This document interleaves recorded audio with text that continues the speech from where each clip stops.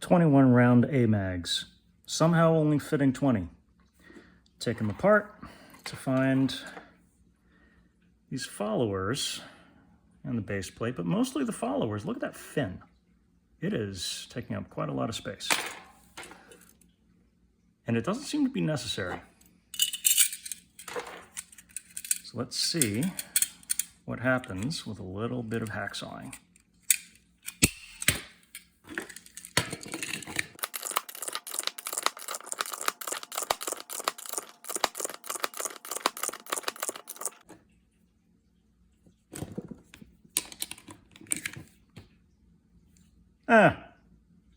That's the answer. Take this fin, chop it off about halfway. That's all you gotta do. Then it'll actually fit 21 rounds. Time to see if this works on the pistol.